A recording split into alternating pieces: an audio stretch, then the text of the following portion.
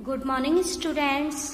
कल की क्लास में हमने इतिहासकार ऋग्वेद का अध्ययन कैसे करते हैं, मवेशी, घोड़े और रथ के बारे में जाना था।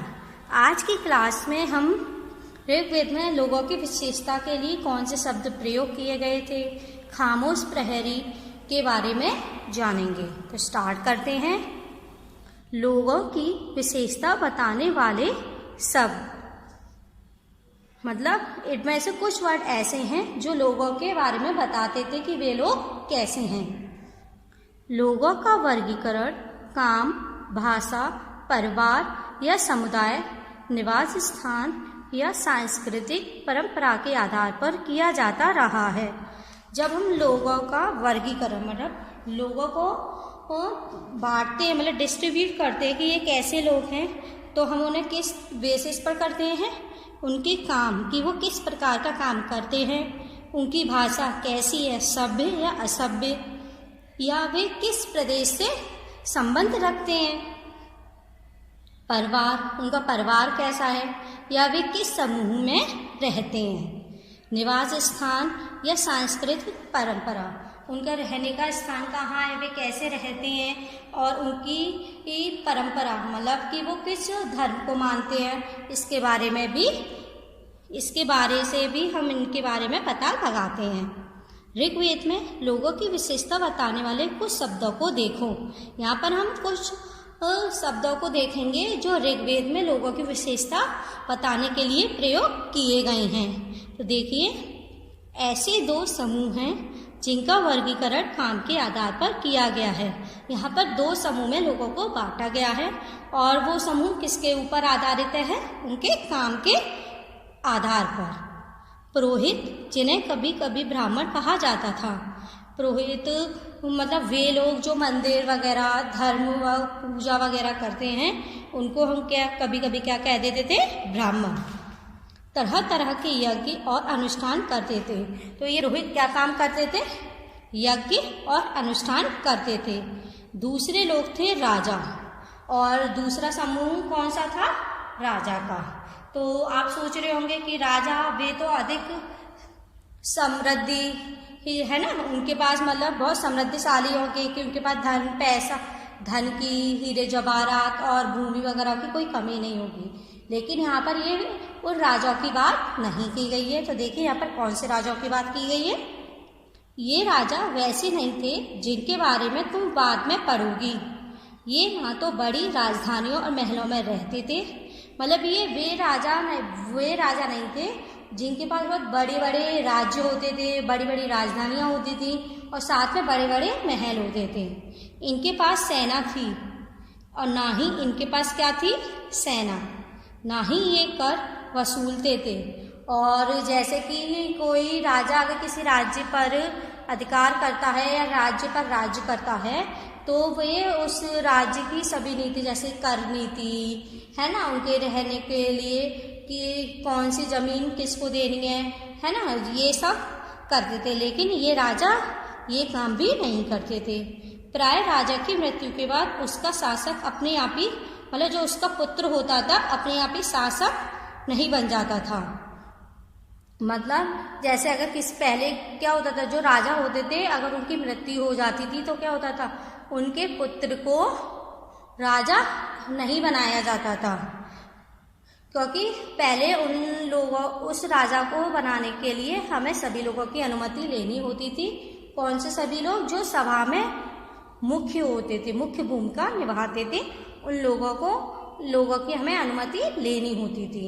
लेकिन यहाँ पर क्या होता था कि यहाँ पर उस राजा की क्या होता था, अगर ये राजा मर जाता था तो उसका जो बाद में जो वंशज था वो राजा बन जाता था। ये बात सभी को समझ में आ गई। जनता या पूरे समुदाय के लिए दो शब्दों का इस्तेमाल होता था, मतलब जनता और पूरे गांव के लिए दो शब्दों का इस्तेमाल होता था। एक था जन, क्या था, जन, जिसका प्रयोग हिंदी व अन्य भाषा में आज भी होता है, और इस जन का प्रयोग हम आज भी करते हैं। और जन का मतलब क्या होता है, प्रत्येक व्यक्ति। दूसरा था विश, क्या था, विश, जिससे वैश्य शब्द निकला है। जो वैश्य शब्द निकला है वो किस शब्द से निकला है? वैश्य। किस शब्द से निकला है? वैश्य। इस विषय पर तुम अध्याय 5 में विस्तार से पढ़ोगी। जब हम चैप्टर 4 को अच्छे से कर लेंगे उसके बाद हम चैप्टर 5 में पढ़ेंगे कि इस शब्द का क्या मतलब है और अच्छे से इसको जानेंगे। ऋग्वेद में विश्व और जनों के नाम मिलते हैं, इसलिए हमें पुरुजन या वेश, भरतजन या वेश, यदुजन या वेश जैसे कई उल्लेख मिलते हैं। ये बात सभी को समझ में आ गई? जिन लोगों ने इन प्रार्थनाओं की रचना की वे कभी कभी खुद को आर्य कहते थे। मतलब ऋग्वेद में जितनी भी प्रार्थनाएं लिखी गई हैं तो वे लोग कभी कभी खुद को क्या कहते थे? आर्य। क्या कहते थे? आर्य। तथा अपने विरोधियों को दास या दस्यु कहते थे। और वे लोग जिन्होंने किसी भी प्रार्थना की रचना नहीं की वे मतलब उनके एक तरीके से विरोधी हो गए, तो वे उन लोगों को क्या कहते थे? दास या दस्यु। क्या कहते थे? दास या दस्यु।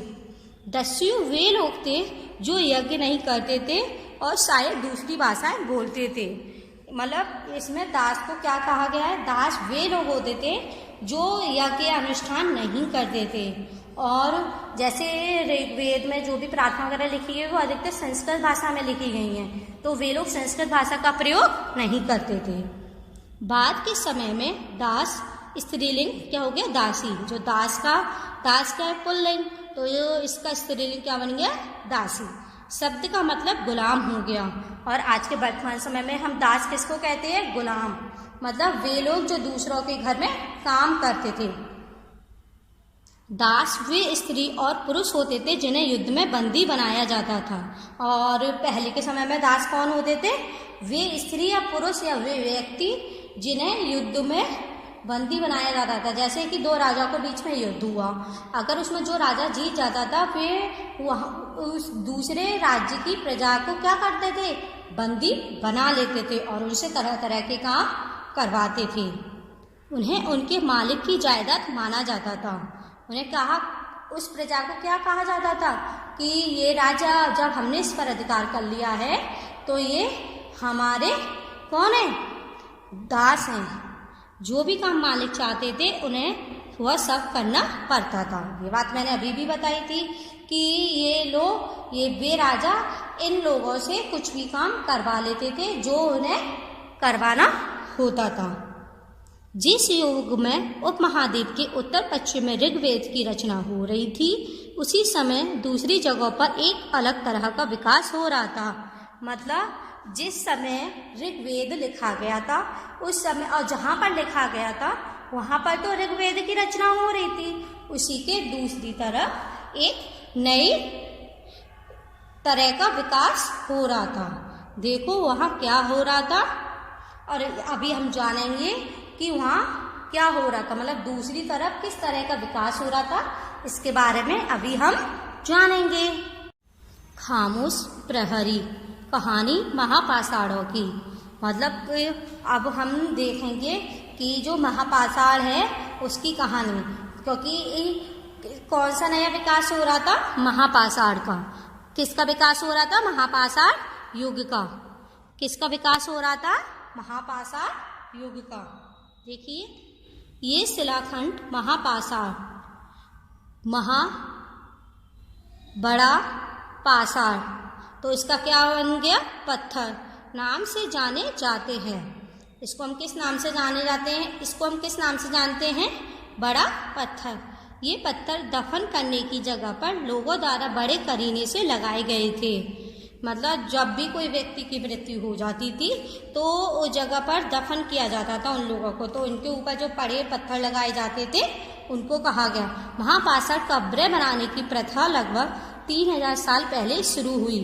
जो बड़ी बड़ी कब्रें बनाने की प्रथा थी, रीत थी, वो कब शुरू हुई थी? 3000 साल पहले। यह प्रथा दक्कन, कहाँ शुरू हुई थी? सबसे पहले दक्कन, दक्षिण भारत, उत्तर पूर्वी भारत और कश्मीर में प्रचलित थी। ठीक है, अधिकतर इस रीति का प्रयोग कहाँ किया गया था? दक्कन, दक्षिण भारत, उत्तर पूर्वी भारत और कश्मीर में किया गया। कुछ महत्वपूर्ण महापाषाण पुरास्थल मानचित्र 2 में दिखाए गए हैं। अभी हम मानचित्र 2 को देखेंगे, उसमें हम इसे और अच्छे से समझेंगे। कुछ महापाषाण जमीन के ऊपर ही दिख जाते हैं, कुछ नमूने हमें किसके ऊपर दिख जाते हैं? जमीन के ऊपर। कुछ महापाषाण जमीन के भीतर भी होते हैं और कुछ कब्रें जमीन के भीतर भी होती है जो हमें दिखाई नहीं देती हैं। ये बात सभी को समझ में आ गई? कई बार पुरातत्वविदों को गोलाकार सजाए हुए पत्थर मिलते हैं। मतलब जो वे लोग जो नई चीज़ों पर अध्ययन करते हैं, मतलब नई चीज़ों पर अध्ययन का मतलब है जैसे कि कोई प्राचीन इमारत, पुरानी जगह पर अध्ययन करते हैं नए तरीके से, तो वहाँ पर उन लोगों को क्या मिला था? गोलाकार सजाए हुए पत्थर। कई बार अकेला खड़ा हुआ पत्थर मिलता है और कई बार उन्हें सिर्फ अकेला पत्थर मिलता है। ये ही एकमात्र प्रमाण हैं जो जमीन के नीचे कब्रों को दर्शाते हैं। तो इसी बात से हम पता लगा लेते हैं कि यह कब्र कहाँ है? जमीन के नीचे, जैसे कि आपको इस तस्वीर में दिखाया गया है। महापाषाण के निर्माण के लिए लोगों को कई तरह के काम करने पड़ते थे। मतलब इस कब्र को बनाने के लिए लोगों को बहुत सारा काम करना पड़ता था। ठीक है, जैसे गड्ढे खोदना, शिलाखंडों को ढोकर लाना, मतलब जो पत्थर है उनको एक जगह से दूसरी जगह लाना, बड़े पत्थरों को तराशना, मतलब बड़े बड़े पत्थर देखना कि और कौन सा पत्थर अधिक मजबूत है, अच्छा है, उसका प्रयोग करना और मरे हुए को दफनाना। फिर इसके बाद जो व्यक्ति मर जाता था उसको दफनाने की क्रिया की जाती थी। इन सब कब्रों में कुछ समानता है। सामान्यतः मृतकों को खास किस्म के मिट्टी के बर्तनों के साथ दफनाया जाता था, जिन्हें काले लाल मिट्टी के बर्तन जैसे ब्लैक एंड रेड वेयर के नाम से जाना जाता है। मतलब जो व्यक्ति मर जाता था उनको खास किस्म के उनके साथ अलग तरीके के मिट्टी के बर्तनों को भी दफनाया जाता था। और वे बर्तन किससे बने होते थे? काले लाल मिट्टी से, और जिनको अभी हम क्या बोलते हैं? Black and red ware. क्या बोलते हैं? ब्लैक एंड रेड वेयर के नाम से जानते हैं। इनके साथ ही मिले हैं लोहे के औजार और हथियार, और इन्हीं कब्रों में उन लोगों को क्या मिला है? लोहे के औजार मिले हैं, हथियार मिले हैं, घोड़ों के कंकाल और सामान तथा पत्थर और सोने के गहने। इससे पहले वाले चैप्टर में जब भी मैंने आपको बताया था कि जब जिस भी व्यक्ति की मृत्यु हो जाती थी उसके साथ हम उसका प्रयोग किए गए सामान को भी रखते थे, जिसका प्रयोग, क्योंकि वे लोग क्या सोचते थे कि ऊपर भी एक दुनिया है जहाँ पर उन्हें इन सामानों की जरूरत पड़ेगी। ये बात सभी को समझ में आ गई? देखिए इस तस्वीर के नीचे क्या लिखा गया है। ऊपर इस तरह के महापाषाण को ताबूत समाधान कहा जाता है। मतलब जो महापाषाण में ये ताबूत बनाए हैं इसको हम क्या कहते हैं? समाधान। इस ताबूत को हम क्या कहते हैं? समाधान। यहाँ दिखाए गए शिस्ट में एक वॉट होल, ये बड़ा सा होल है ना, जो शायद पत्थरों से बने हुए कमरे में जाने का रास्ता है। जो पत्थर से बने कमरे हैं ना, वहाँ पर जाने का रास्ता है। देखिए ये एक और महापाषाण कब्रों से मिले लोहे के सामान, जैसे ये बाईं ओर घोड़े के लिए सामान है ना, मतलब ये घोड़े के लिए सामान है, ये रस्सी वगैरह है ना, और कुल्हाड़ियाँ, और नीचे एक कटार रखी गई है। ये कुल्हाड़ी वगैरह है, कटार है, ये सभी कहाँ है? ये उन लोगों को कहाँ पर मिली थी? कब्रों में। ये बात सभी को समझ में आ गई?